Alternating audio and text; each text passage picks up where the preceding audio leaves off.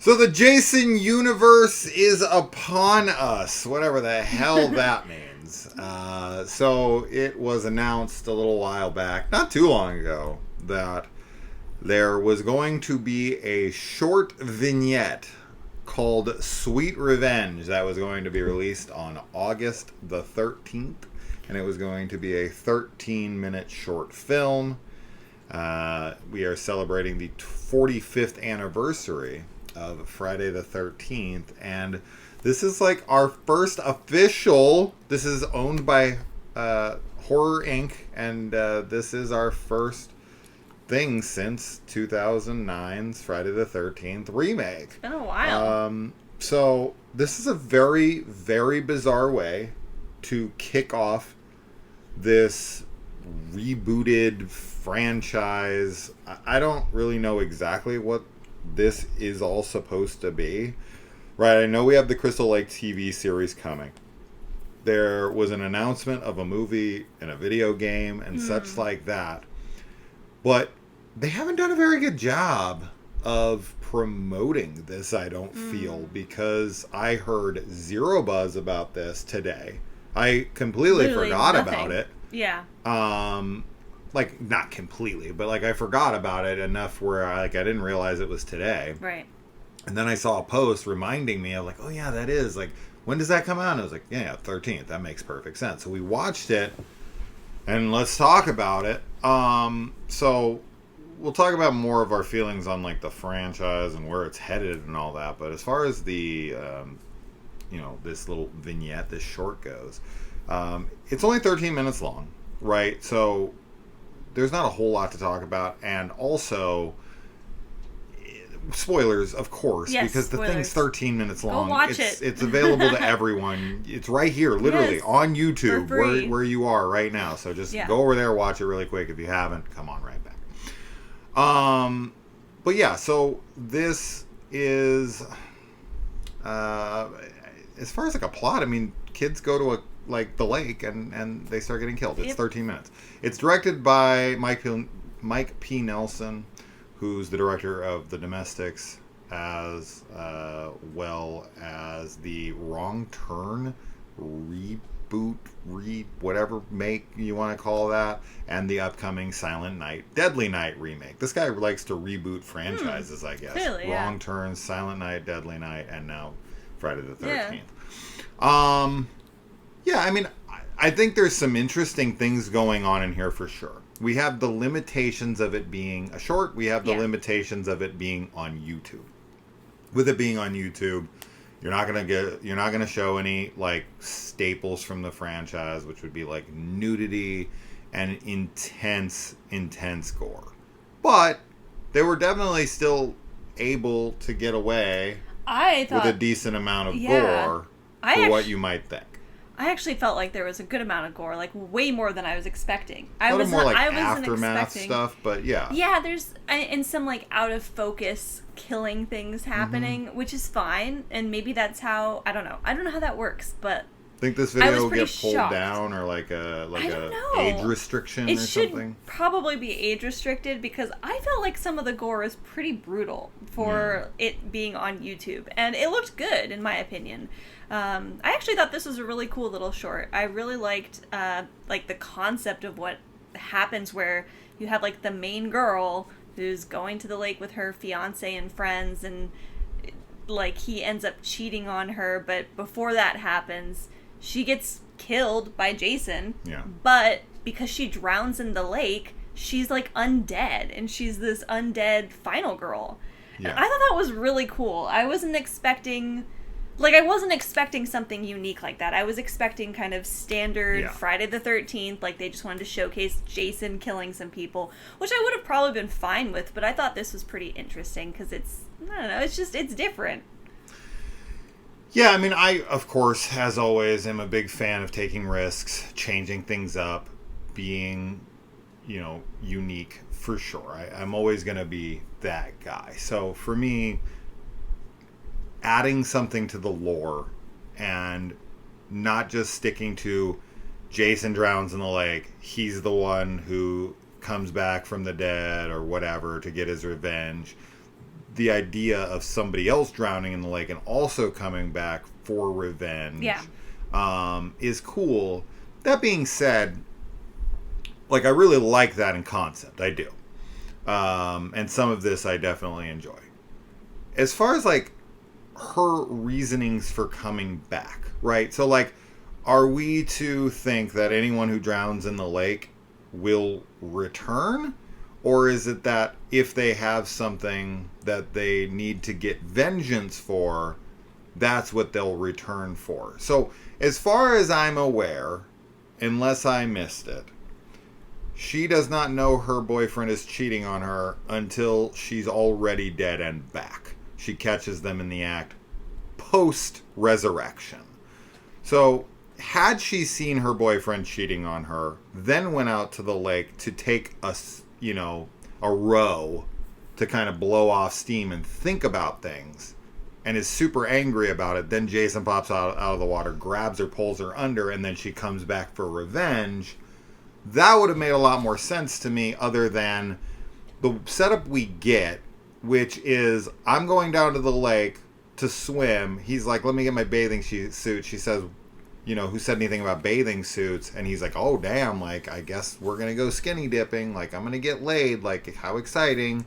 But then just disappears into the cabin with everyone else that they know also being there, so he can cheat on her out in the open in a living room when the other people are right there. And he doesn't go down to the lake to even acknowledge her. It's very bizarre. That part of the writing is stupid to me. And also, like, the cut was very jarring, because when she's under the water and then it's night. It's really jarring. It's smart because she's dead, and it's like, wait, what? There's no way she could have survived. And it's like, oh, cool. That's cool. Yeah. I like that she's come back from the dead. I know that'll probably irk a lot of people who are just dipshits who only want the same shit repeated over and over and over and over again. But I will always commend a franchise for exploring new territories. Obviously, we got that with Friday the 13th Part 7, A New Blood, where we get, like, Carrie versus Jason, so to speak. Of all the franchise, like, slasher franchises, I feel like Friday, like, there are always attempts to try and do something different. Like, more than any of the others, it feels. I mean, maybe later in the franchise. Like, once we get to, like 7, then you get the telekinesis. Then you take him to New York. Even in 5. Then you do the Jason Goes to Hell. 5, That's what I mean, 5 takes a swing for sure. Yeah, it's a riskier franchise. There's a lot more, I feel like there's more risks taken. Then they take him to space. Then they pit him against another villain. Right. Famous villain. Right. Yeah. So, you're right. I don't know. I think you should probably expect that at this point. And I think that's one of the things that could make Friday... able to really land in the modern slasher cinema. I mean, Scream is perfect for modern times. So Scream didn't really need any, like, changes that much for it to work with modern audiences. But something like a Friday and a Halloween, they are sort of relics from those 80s slashers, and that's not necessarily what lands with modern day horror audiences now. Not to say that there aren't people that still want that, of course, and a lot of horror fans are fans of those franchises, but it can, I feel like, be a little bit tricky to redo them in, like, modern times. But I don't know. I think I'm a little bit higher on this than you. I think I do agree with what you're saying about the cheating stuff being confusing and kind of lame. I don't think that it was... I think it's fine to have it in there, and it makes sense for, like, why she gets... why she ends up killing the friend and stuff. Sure. But maybe some of this, I don't know if I would say that it's because it's a 13-minute short, that there's just parts that aren't fleshed out, or if just the writing needed to be tweaked a little bit. I don't know. But there's a lot of other cool things happening. Her being undead, whether or not it's anybody that drowns in that lake... comes back undead, that would be really interesting and very interesting angle to take.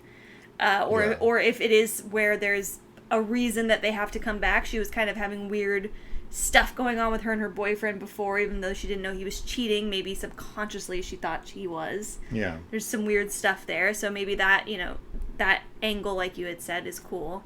The gore I thought was really good, which I already said. And then I guess we should talk about how Jason looks. Yeah. What did you think about like his mask and everything? Because it is different. Yeah, I mean, I know that that's probably the biggest discussion online right now is the hatred for his new mask and kind of the more rectangular eye holes of the mask and whatnot.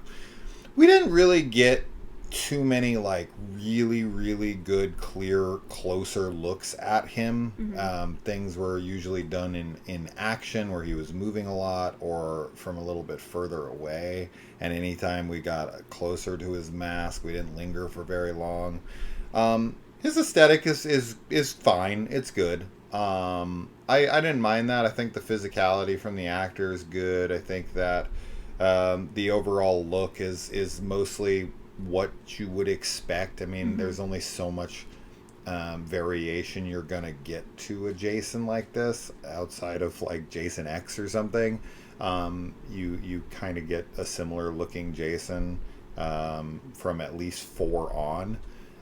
Yeah, he gets a little bit wetter and a little more degraded as thing goes on, but we're bringing him back more to where his clothes are still intact and his body is a little bit more human-like in this moment. How this will tie into the rest of the franchise, I have no idea. What do you think of the look? I'm very curious. I didn't mind it. I think it's I don't have any criticisms really. I think that it's smart to make a slightly different mask to set it apart from everything else. But I definitely think that people, they get really attached to the masks. We've talked about this with the slashers, with the masked killers. I get it. I love the masks as well, but I'm also fine with things being changed. And I guess in this case, I don't feel like I don't think it looks dumb. I don't think it looks bad. It's just a new hockey mask. I mean, you know. And I agree. I think that the physicality, as you said, I think the actor does a good job. And everything feels. I like their one of my favorite scene. I think is when they have their weird, like little showdown where he's like flexing his hands over the weapon that he has, and she's got the butcher knife, and she's like wiggling her fingers, and they're like staring at each other. Yeah, I really like that shot. That was cool. Yeah, I mean, as far as what we were talking about earlier, obviously with these kind of very simple slasher films like they are. That doesn't. You have so many limitations when it comes to franchise potential, and the people who own this, they want to make money off of it, and they want to make multiple iterations and give us lots more shit. And, you know, writers, of course, are going to get bored with doing the same thing. And so this opens it up because Jason is a guy who doesn't speak and he stabs people. Yeah. And he has a very specific look and some very specific lore. And if you touch any of that shit, people are going to cry like little bitches. And so you don't really have a lot of wiggle room in there. Yeah. So you do need to find a way to add some kind of new, unique intrigue into the franchise. You need to inject it with something slightly new. Yeah, this is what they did with Halloween, which is, you know, very divisive with the Halloween fans. What are you talking about? Everybody loved Halloween. But this is exactly the problem. So both Michael and Jason are silent killers. They don't speak at all. No. We have Ghostface, which always talks, right? The Ghostface always has some, I mean, you know, maybe not like when the killer is hunting somebody, but they talk, like there's animation there. And then the newest slasher, Art the Clown, he's silent, but you see his facial expressions, and it's very much like he's very emotive physically and facial expression wise, which is something you don't get from Jason or from Plus he has like accomplices. Michael. And he has accomplices and stuff, yeah. But you know, he can communicate through the facial like features that he has. Yeah. So yeah, like you got to do something to shake it up, and it's hard like to make it even though these are simple stories, I think it can be harder than people think to make it interesting at times. Yeah. You know, with the silent killers. I think this is fine. I think this is a very bizarre, like, launch. It is really, really interesting. New, like, launch. Friday the 13th. Yeah. Like, I honestly didn't even know how connected to the actual Jason verse this was, I had to really kind of look into it to understand, like, no, this is supposed to be the official launch of the Jason universe, which that's such a stupid title. The Jason title. universe is also at Halloween Horror Nights this year, right? So I wonder if that's going to tie into whatever's happening with the haunted houses at Halloween Horror Nights. Like if she's, some scare actor dressed as her. I don't know. Yeah. That'd be interesting if there's lore and stuff in the haunted. Probably not going to happen. Sweet Revenge. But, yeah. I don't know. This is a very odd launch, as I said. So I don't know. I don't think they're promoting this very well. Yeah. This thing had 11,000 views after a few hours. That's not good numbers for something like this. This is Friday the 13th. This is big. I mean, this should should have a lot. And the channel itself only had 11,000 subscribers as well. Interesting. So they're not doing a very good job thus far of handling this property. And it makes me wonder, like, where we're going to go from here if they're going to fumble this hard. I think Mike, did fine with what he was given, but yeah, I mean, what can you do in 13 minutes on YouTube with a Friday the 13th brand relaunch? Like, I think it's I fun. think it's interesting, but I don't. Yes. I think it's a miscalculation. You want to launch this with a film. Yeah, I or at least the Crystal Lake TV series, but this little quick short, I don't know. They're not. I just and where's wonder, the promotion for it? Yeah, the promotion part. Like, what I'm wondering is who this is supposed to be getting excited and amped for, because horror fans are already going to be looking at it and watching it. Friday the 13th is iconic, is arguably the slasher that launched the slasher craze. I haven't heard a single word about this at all. Today. You're not hearing anything about it. But then also the general audience, the people that don't watch a lot of horror movies but did go see Friday the 13th in theaters when it came out and they were freaked out by it or whatever. I don't know how this is going to reach those people. This isn't like I don't know. It just doesn't seem well marketed. Well, those people are like in their 60s well, maybe now. Not but people like those types of people who like don't really watch the horror movies but would go, slashers are kind of they'll care when it's in popcorn horror movies at times, right? That's the like, we got to go see the new Friday the 13th, got to see the new Scream, and yeah, but I just don't like, this doesn't seem like it's meant to reach any of those kinds of people. It's just it feels very niche. Yeah. This feels like a fan film almost. Oh, 100%. 100%. And fan films get more views. Much more than this. That's why I'm saying this is a fumbled relaunch, and I don't think we're off to a good start. Even though I think that this is fine. Like, I liked it. I would watch, like, if I'd watch it again. Released a movie and this was the concept for the movie, sure, but it'd have to be obviously a much, much more broad concept than that. This is way too simplistic because we get no character development. We get no time with anybody. I've watched shorts that have so much more depth to them than this, but I don't need depth in the Friday the 13th franchise exactly. That's not what I'm even asking for. We don't get to know anybody. The setup is kind of lame. I don't know. It's fine. That's where I'm at on this. I think it's fine. I think there's things that are very cool about it. I love this idea of other people coming back from the dead. I don't like that it's limited to just Jason. That's stupid to me. If he can come back, so can other people. I'm fine with that. I just don't. So I'll give him kudos there for going down that road. And if this is a first official launch, then that is canon now to this new franchise. And I'm digging that. So is it anybody who...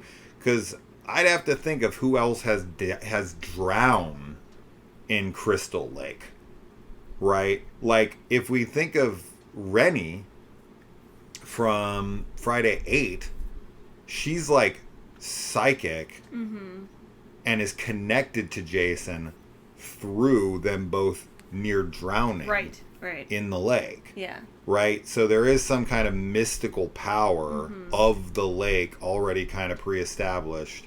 And then, of course, you've got Tina in part 7. and how she like pulls her dad down into the water, and then his zombie comes up and pulls Jason into the water, some weird shit like that. Yeah. So this is not new to the franchise, that right? There's something weird with the lake you have a girl with itself, telekinesis fighting Jason in 7. So for Sure. anybody who's like, oh my god, they jumped the shark with this, like, have you seen Jason Goes to Hell? This franchise jumped the shark a long fucking time ago. Yeah. So I don't know. I dig that. It's just, yeah, this is a weird thing to do. I'm curious to see, like, once it gets more eyes on it, I'm very curious to see what people end up saying about it. I don't know how many eyes are even going to be on this. I don't know. But the people watching this, yeah, our viewers, let us know what you think. I'm very curious to know what you guys think about this. Did you even hear about this? Did you even hear about it before? Have you seen anybody talking about it? Yeah. Like, have you seen any rumblings online of like, oh my god, Sweet Revenge is out, and like people were waiting for it to drop, and nothing. Because I remember when like Never Hike Alone 2 came out. Another thing that too. Had thousands of people stoked out of their minds for it. I wonder, even though these are two totally different, like, I mean, there's crossover, I'm sure, with people in both of these groups, but isn't the Taylor Swift, like, podcast thing happen today?